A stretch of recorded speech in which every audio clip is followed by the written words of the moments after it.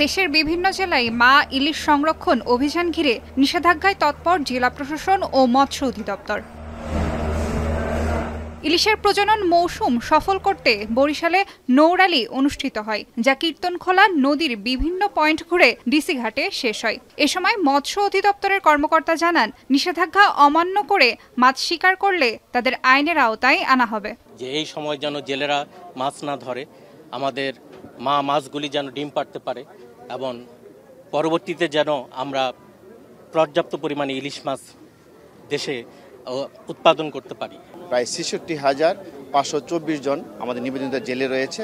তাদের জন্য সরকার কর্তৃক ২৫ কেজি হারে আমরা চাল বিতরণ কার্যক্রম শুরু হয়েছে। এদিকে চাঁদপুরে সকালে বড় স্টেশন মোলহেডে জেলেদের সাথে সচেতনতামূলক সভার আয়োজন করে জেলা প্রশাসক। এ সময় জেলায় নিবন্ধিত প্রায় ৪৫,০০০ জেলেকে ২৫ কেজি করে চাল সহায়তা দেওয়া হবে। চাঁদপুরের মতলব উপজেলার ষাটনল থেকে হাইমচরের চর ভৈরবী পর্যন্ত পদ্মা মেঘনার প্রায় ৭০ কিলোমিটার এলাকায় নিষেধাজ্ঞার আওতায় থাকবে। ৪ অক্টোবর থেকে যে ২৫ অক্টোবর পর্যন্ত ২২ দিনের মা ইলিশ রক্ষা অভিযান, এটা ভালোভাবে আমরা শেষ করতে পারবো এবং জেলেরা স্বতঃস্ফূর্তভাবে সাড়া দিবে আমাদের। এছাড়া ইলিশ ধরায় নিষেধাজ্ঞা শুরুর পর থেকে পটুয়াখালীর আলীপুর ও মহিপুরের মৎস্য বন্দরের জেলেরা অলস সময় পার করছেন। মাছ শিকার বন্ধ থাকায় ট্রলার সহ মাছ ধরার সরঞ্জাম মেরামতে ব্যস্ত সময় পার করছেন মৎস্যজীবীরা। জেলেরা জানান, নিষেধাজ্ঞাকালে কাজ না থাকায় পরিবারের খরচ জোগাতে হিমশিম খেতে হয়, তাই যথাসময়ে খাদ্য সহায়তার দাবি জেলেদের।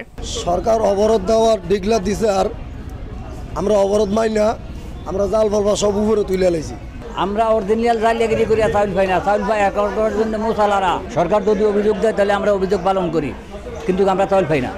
এই ২২ দিন অভিযানের পরে যদি এই কাঠের ট্রলিংগুলো বন্ধ করে, হেলে আমরা টিকে থাকতে পারবো।